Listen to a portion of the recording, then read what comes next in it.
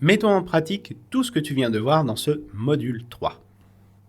L'idée, ça va être de mettre en pratique tout ce que tu viens de voir dans ce troisième module, à commencer par le choix de ton outil de to-do list.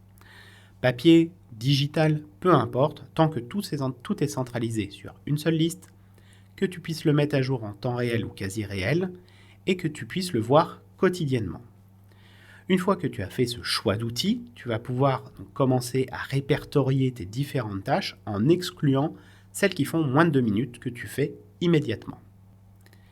Une fois que ces tâches de moins de 2 minutes ont disparu, elles ont fini de te polluer, tu vas pouvoir renseigner l'outil que tu as choisi des différentes tâches qui te restent à faire.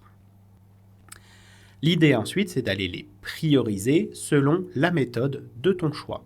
Est-ce que toi, tu es plus matrice d'Eisenhower, matrice des 4 cercles, matrice faisabilité impact ou encore Pareto ou encore autre chose si tu utilises autre chose qui te correspond, et c'est très bien. Une fois que tu as fait cette priorisation, l'idée ça va être de supprimer toutes les tâches qui sont inutiles. Tu te rappelles celles qui vont être non urgentes, non importantes, ou celles qui sont non faisables et non impactantes. Toutes celles-là, qui sont les distractions, on les enlève et ça va déjà alléger ta to-do list.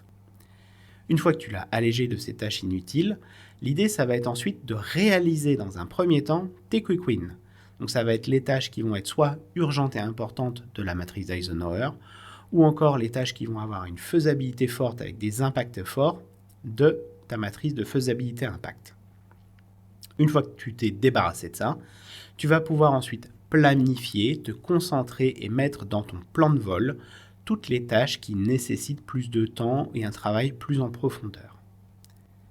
Une fois que tu as pu les planifier, et en respectant bien cette planification que tu réalises, sous peine que ça redevienne des problèmes, eh bien, tu vas pouvoir ensuite chercher à automatiser les tâches qui sont fréquentes et qui te prennent du temps, de l'énergie et qui peuvent être faites par un système automatique.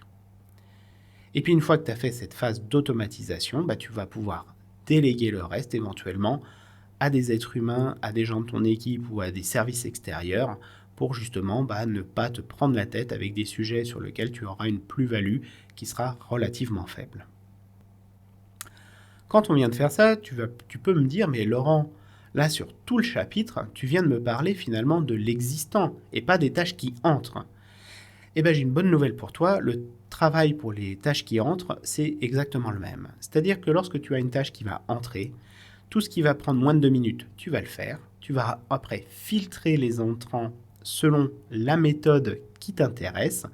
Tu vas aller supprimer les tâches inutiles, réaliser les quick wins, planifier les tâches plus de fond, automatiser ce qui peut être automatisable et les dégager le reste. Et c'est reparti pour un tour en fonction des nouvelles tâches qui rentrent. C'est tout pour cette vidéo et ce module et on se retrouve dans le suivant.